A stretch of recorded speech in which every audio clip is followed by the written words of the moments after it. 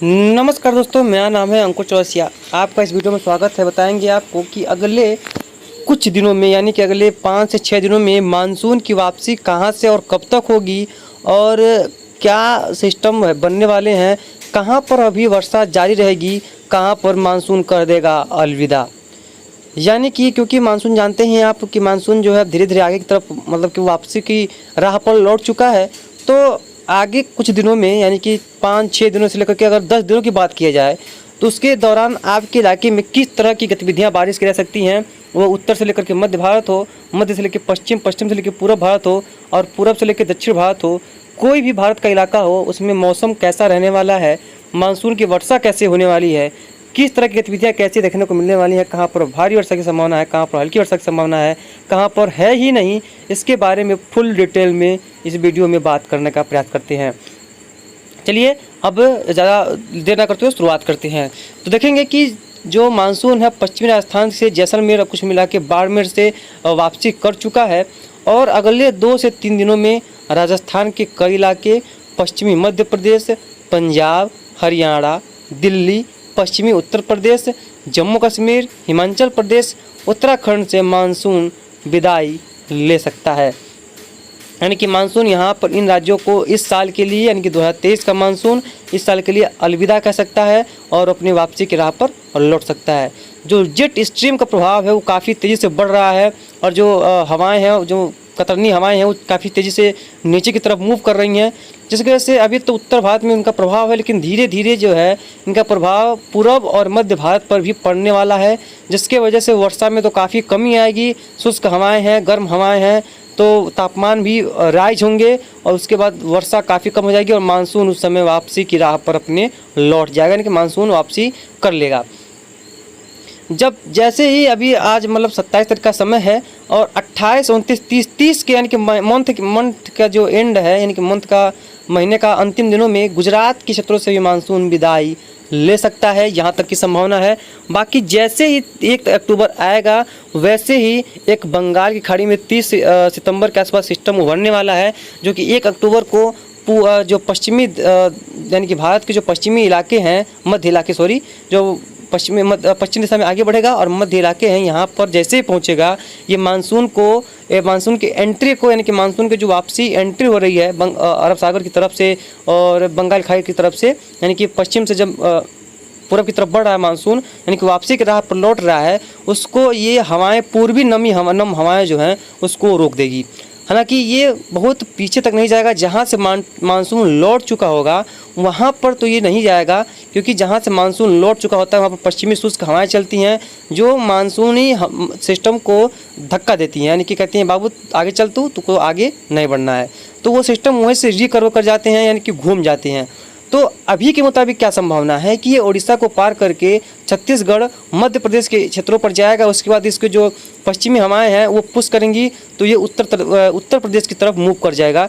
तो उत्तर प्रदेश में जो मानसून है वो लगभग 10 अक्टूबर के बाद ही विदा होने की संभावना है। 10 अक्टूबर के बाद मानसून की विदाई संभावित है। आज पूर्वी उत्तर प्रदेश के कुछ इलाकों में काफ़ी घना धुंध देखने को मिला है, यानी कि लग रहा था कि कोहरा छाया हुआ है, एकदम सफ़ेद हो गया था आज का माहौल ही, और जैसा लग रहा था कि सर्दी का मौसम चल रहा है, ऐसा यहाँ का जो है परिस्थितियाँ बनी थी। तो ऐसा सिस्टम जो है कल भी देखने को मिल सकता है। हालांकि देखिए, अगर आप उत्तर प्रदेश के पूर्वी भागों के हैं तो आपको बता दें कि ये कोहरा नहीं है, ये धुंध है। इसे हम कोहरा नहीं बोलते हैं, ये धुंध है, जो शीत टाइप गिरते हैं लेकिन ये धुंध बोलते हैं इनको। तो हम उम्मीद कर रहे हैं कि 10 अक्टूबर के बाद से जो मानसून है वो पूर्वी उत्तर प्रदेश, बिहार, मध्य प्रदेश, गुजरात, झारखंड, पश्चिम बंगाल और पूर्वोत्तर राज्यों से वापसी करना शुरू करेगा और 15 अक्टूबर आते आते ये महाराष्ट्र, विदर्भ, छत्तीसगढ़, उड़ीसा को क्रॉस कर जाएगा और 20 अक्टूबर आते आते ये कर्नाटक और तेलंगाना, आंध्र प्रदेश तक पहुंच जाएगा। क्योंकि आपको पता है कि 15 यहाँ पर पहुंचने के बाद से ये मानसून पूरा वापसी नहीं करता है, यहाँ पर जैसे पहुँचता है तो वहाँ पर उत्तर पूर्वी मानसून बन जाता है, यानी कि उत्तर पूर्वी मानसून यही हवाएं होती हैं जो कि उत्तर पूर्वी मानसून बन जाती हैं। तो यहाँ पर जो मानसूनी हवाएं हैं वो उत्तर पूर्वी मानसून के रूप में यहाँ पर आंध्र प्रदेश, तमिलनाडु, केरल, कर्नाटक यानी कि 4 और 5 राज्यों में, पुडुचेरी में 5 राज्यों में कई इलाकों में मूसलाधार वर्षा देती है, यानी कि तेलंगाना से लेकर के जो आंध्र प्रदेश का दक्षिणी भाग, कर्नाटक और तमिलनाडु में इस समय में यानी कि जो उत्तर पूर्वी मानसून है इस समय में काफ़ी ज़्यादा वर्षा देखने को मिलती है और केरला में भी इसके प्रभाव से काफ़ी ज़्यादा वर्षा देखने को मिलती है। यानी कि कुल मिलाकर कह सकते हैं कि जब ये सिस्टम जो ख़त्म हो, एक सिस्टम जो 30 को बनने वाला है, हो सकता है कि ये मानसून सिस्टम का लास्ट सिस्टम हो भारत पे आने के लिए, जो ये सिस्टम है वो लास्ट हो, कि जब मानसून नीचे की तरफ जो है झुकाव में आएगा, यानी कि जब मानसून आगे की तरफ मूव करेगा यानी पीछे की तरफ हटना शुरू हो जाएगा, तो जो सिस्टम है वो भी आगे नहीं बढ़ पाएंगे। कहाँ? क्योंकि वहाँ पर पश्चिमी हवाओं का प्रभाव होगा। तो जहाँ पर पश्चिमी हवाओं का प्रभाव होगा तहाँ पर मानसून आगे नहीं बढ़ेगा। जब आगे नहीं बढ़ेगा तो भाई सिस्टम का जानते हैं दिक्कत तो है ही, तो स्थितियाँ थोड़ी सी गंभीर हो सकती हैं, जिसकी संभावना काफ़ी ज़्यादा प्रबल दिखाई पड़ रही हैं। और अब अगर आपके इलाके में बारिश नहीं हुई है, बारिश की आवश्यकता है, तो आप उसकी उम्मीद छोड़ दें। खास तौर पे पंजाब, हरियाणा, पश्चिमी और मध्य उत्तर प्रदेश, पूर्वी उत्तर प्रदेश में कुछ संभावनाएं हैं 30 के बाद से, लेकिन अभी पूरा उसको कॉन्फिडेंस हम नहीं कर पाएंगे। बाकी जम्मू कश्मीर, हिमाचल प्रदेश, उत्तराखंड, राजस्थान, गुजरात, मध्य प्रदेश के क्षेत्रों में भी बारिश की संभावना फिलहाल अब उतना ज़्यादा नहीं है और खंड वर्षा हो जाए तो हो जाए, अन्यथा यहाँ पर से भी मानसून जल्द ही अलविदा कहने वाला है। तो इस साल का मानसून तो काफ़ी अच्छा नहीं रहा, बहुत ज़्यादा बेकार ही रहा है। बहुत से देशों में, देश के कई इलाकों में जुलाई का महीना कई इलाकों में काफ़ी अच्छा रहा। उस समय भी पूर्वी और पूर्वोत्तर भारत में सूखा जैसी स्थिति बनी रही।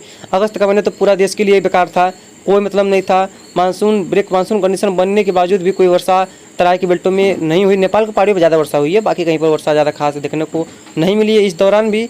उसके बाद जून में भी तो कोई खास वर्षा नहीं था, जुलाई में कुछ खास वर्षा मध्य भारत में ही था।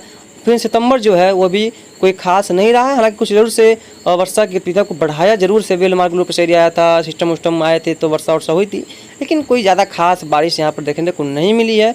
मौसम शुष्क रहा है कई इलाकों में जो है धूप छाए रहे हैं और मानसून की तरह ही था और अब जो है अपना रास्ते पर निकल पड़ा है। और फिर अब मिलता है अगले साल। इस बार एल नीनो का काफ़ी ज़्यादा प्रभाव था। अगले साल लोग पूछ रहे हैं कि 2024 में अभी से कि एल नीनो होगा क्या, तो भाई 2024 अभी नहीं आ रहा है, बाकी 2024 में एल नीनो का साया बिल्कुल भी नहीं होगा। नॉर्मल कंडीशन में जो मानसून है वो अपने हिसाब से जो है वो अपना परफॉर्मेंस करेगा और उसमें किसी चीज़ का, देखिए लानीना का भी साथ नहीं मिलेगा और भी एनजीओ का साथ मिलता है, बाकी आईओडी का साथ भी नहीं मिलेगा, आपको पता ही है जैसे कि।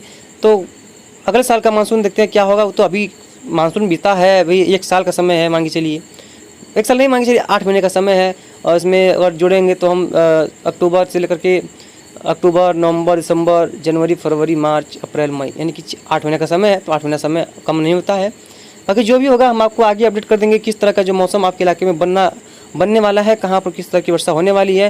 तो ये रहा आज अगले कुछ दिनों का अपडेट, और जो समझ में नहीं आया हमको कमेंट करिएगा, जिससे कि आपको इसके बारे में लगातार जानकारी दे पाएँ।